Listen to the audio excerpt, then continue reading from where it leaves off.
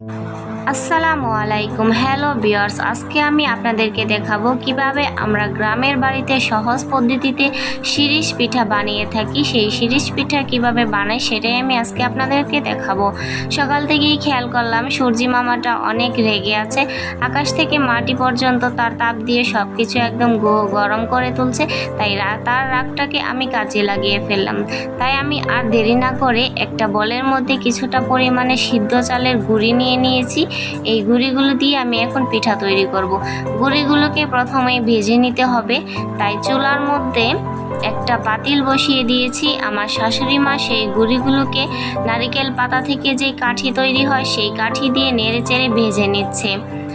গুঁড়িগুলোকে আস্তে আস্তে অল্প আঁচে ভেজে নিতে হবে, না হলে নিচ দিয়ে পুড়িয়ে যেতে পারে।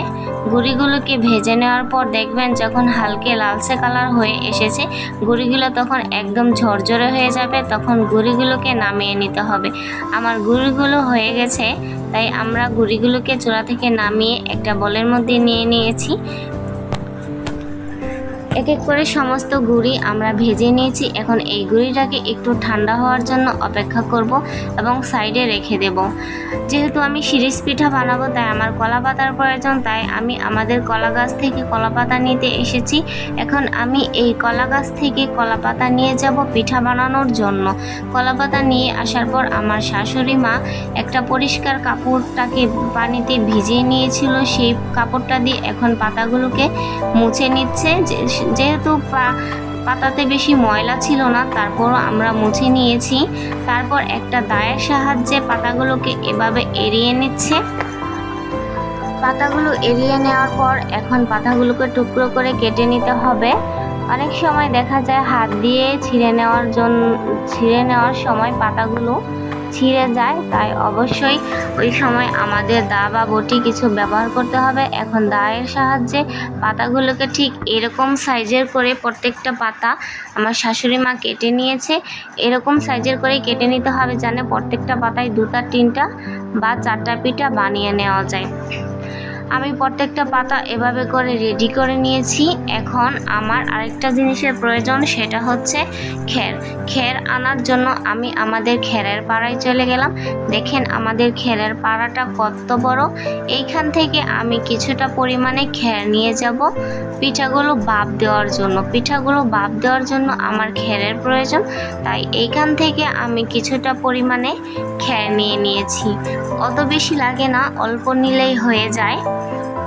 এভাবে করে আমরা গ্রামের বাড়িতে পিঠাগুলো বানিয়ে থাকি। চুলার মধ্যে আমি একটা কড়াই বসিয়ে তার মধ্যে পরিমাণ মতন পানি দিয়ে দিয়েছি। পানিটা এত বেশিও দেওয়া যাবে না, কমও দেওয়া যাবে না। বেশি দিলে পানিটা পিঠার উপরে চলে আসতে পারে। তারপর সেই খেরগুলোকে কড়াইয়ের মধ্যে পেঁচিয়ে দিয়ে একটা ঢাকনা দিয়ে ঢেকে রেখেছি যাতে তাড়াতাড়ি ভাপ চলে আসে। এখন সেই ভেজে রাখা গুঁড়িগুলোকে একটা বলের মধ্যে নিয়ে নিচ্ছে আমার শাশুড়ি মা। আমি পানিটাকে গরম করে নিয়েছিলাম। এখন পরিমাণ মতন লবণ দিয়ে গরম পানি দিয়ে আমার শাশুড়ি মা গুঁড়িগুলোকে মেখে নিচ্ছে। হাতের সাহায্যে এভাবে কচলিয়ে গুঁড়িটাকে মেখে নিচ্ছে। অবশ্যই পানিটাকে আপনারা যখন দিবেন অল্প অল্প করে দিবেন আর মাখবেন। সবগুলো পানি যদি একবারে ঢেলে দেন তাহলে দেখা যাবে কাইটা একদম নরম হয়ে যাবে, তখন পিঠা বানানো যাবে না। সেজন্য পানিটাকে অল্প করে দিতে হবে আর আস্তে আস্তে গুঁড়িগুলোকে মেখে নিতে হবে। আমার কাইটা প্রায় তৈরি হয়ে গেছে। এভাবে করে হাতের সাহায্যে কাইটাকে মেখে নিতে হবে।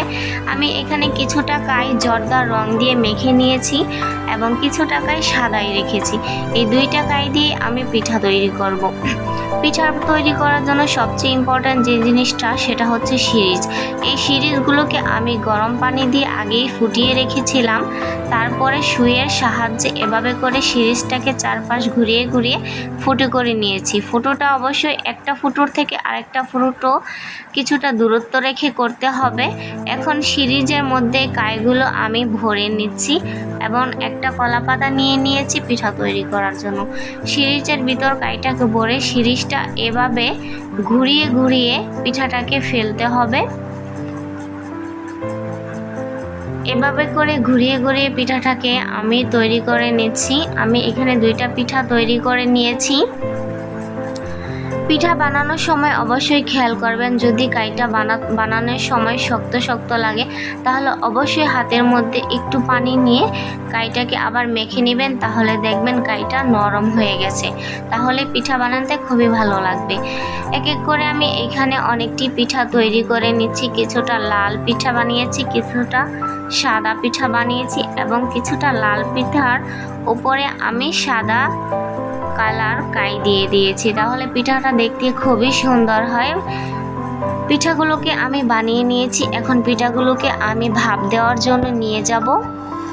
চুলায় আমি তখন পানি বসিয়ে দিয়ে গিয়েছিলাম। এখন ওই পানির মধ্যে খেরের উপরে আমি পিঠাগুলো দিয়ে দিব। পিঠাগুলো আমি দিয়ে দিয়েছি। এখন ঢাকনা দিয়ে ঢেকে দেব। ঢাকনা দিয়ে ঢেকে রাখার পর 2 মিনিটের মতন অপেক্ষা করলেই পিঠাগুলো সিদ্ধ হয়ে যাবে। এবার ঢাকনাটা খুলে নিলাম। আমার পিঠাগুলো সিদ্ধ হয়ে গেছে। এখন এই পিঠাগুলোকে আমি একটা বলের মধ্যে নামিয়ে নিচ্ছি এবং পাশে আরেকটা সেনি নিয়ে নিয়েছি। আমি এই সেনির মধ্যে পিঠাগুলো নিয়ে নেব। আপনারা চাইলে কিন্তু এই সিদ্ধ পিঠাটাও শুধু শুধু খেতে পারেন। বাচ্চারা অনেক সময় পিঠা বানানোর সময় পিঠাগুলো নিয়ে খেয়ে ফেলে। এক এক করে সমস্ত পিঠা আমি সেনির মধ্যে নিয়ে নিয়েছি। এখন এই পিঠাগুলোকে আমি রোদে শুকানোর জন্য নিয়ে যাচ্ছি। পিঠাগুলোকে আমি আমাদের রান্নাঘরের চালের উপর দিয়ে দিয়েছি রোদে শুকানোর জন্য। এভাবে করে 4 ঘন্টার মতন রোদ দেওয়ার পর পিঠাগুলোকে নামিয়ে নিয়ে এসেছি। এখন পিঠাগুলোকে উল্টিয়ে দিতে হবে। পিঠাগুলো উল্টিয়ে না দিলে পিঠাগুলো কিন্তু শুকাবে না। উল্টিয়ে নেওয়া শেষ আমার।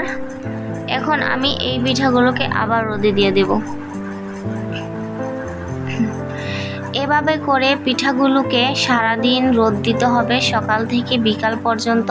যদি সকাল থেকে বিকাল পর্যন্ত রোদ দেওয়ার পর পিঠাগুলো না শুকায় তাহলে অবশ্যই পরের দিন আবার রোদ দিয়ে দিতে হবে, না হলে ভালোভাবে না শুকালে পিঠাগুলো কিন্তু পুতিয়ে যাবে। এই যে আমার পিঠাগুলো শুকিয়ে গেছে। আমি সারাদিন রোদ দেওয়ার পরে এই পিঠাগুলো একটা বলের মধ্যে সংরক্ষণ করেছি। এভাবে করে আমি এইখানে 120টার মতন পিঠা বানিয়েছিলাম একদিনে। আমি আমার নিজের হাতেই একা এই পিঠাগুলো বানিয়েছিলাম। এই পিঠাগুলো কে কে পছন্দ করেন তাহলে অবশ্যই আপনারা বাসায় বানিয়ে ফেলতে পারেন। অল্প সময়ের মধ্যে অনেকগুলো পিঠা বানিয়ে নেওয়া যায়। পিঠাগুলো বানানো কিন্তু খুবই সহজ। আমার ভিডিওটা দেখে যদি আপনাদের ভালো লাগে তাহলে অবশ্যই আমার চ্যানেলটা সাবস্ক্রাইব করে দিবেন, লাইক কমেন্ট অ্যান্ড শেয়ার করে দেবেন। সবাই ভালো থাকবেন, সুস্থ থাকবেন। আল্লাহ হাফেজ।